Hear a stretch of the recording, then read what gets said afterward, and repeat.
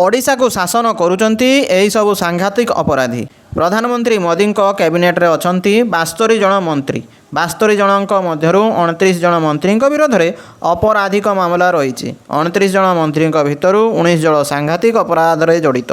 सही भली ओडिशा को शासन करुवा मोहन माझी कैबिनेट्रे अपराधिक मामलें जड़ित विधायकों को सामिल करा जायछि। सांघातिक दफा लगी अपराध अभियुक्त को टिकेट दे निर्वाचन में जिताई मंत्री पदर बसाया पछरे भारतीय जनता पार्टी गुरुत्वपूर्ण भूमिका ग्रहण करिछि। अपराध मानसिकता रखिथिबा लोकं को दलीय टिकेट बल में जिताई 4.5 कोटी लोकों भाग्य विधाता बनाई भारतीय जनता पार्टी निकटरू साधारण लोकटी उपयुक्त न्याय पाइपर बोली आपण मैंने विश्वास करिपारुछंती।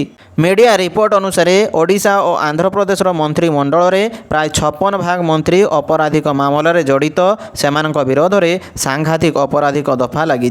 ओडिशा शासन परिचालना करुच्ची मोहन चरण माझी सरकार। मोहन को मंत्रिमंडल में सामिल 16 जन मंत्री भितरु 14 जन अपराधिक मामलें जड़ित। 14 जन मंत्री भितर 9 जन सांघातिक अपराध में जड़ित।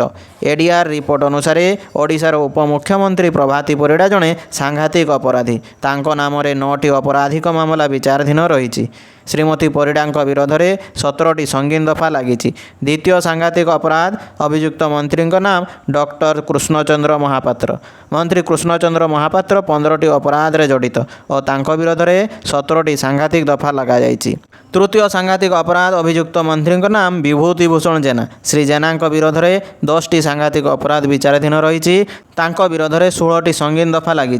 चतुर्थ सांघातिक अपराध अभियुक्त मंत्री नाम रवि नारायण नायक। मंत्री विरोध में 17टी आपराधिक मामला रही। 6टी संगीन दफा लगी।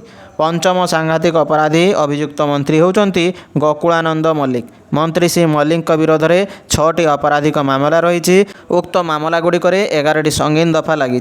षष्ठ सांघातिक अपराध अभियुक्त मंत्री सूर्यवंशी सूरज शीतप्रज्ञ। सूर्यवंशी विरोध में 5टी आपराधिक मामला रही जो 6टी संगीन दफा लगी।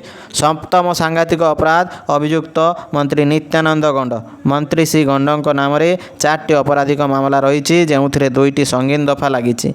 अष्टम सांघातिक अपराध अभियुक्त मंत्री होउचंती संपन चंद्र स्वाई। मंत्री श्री स्वाई विरोध में 3टी आपराधिक मामला विचाराधीन रही जो विरोध में 3टी संगीन दफा लगी।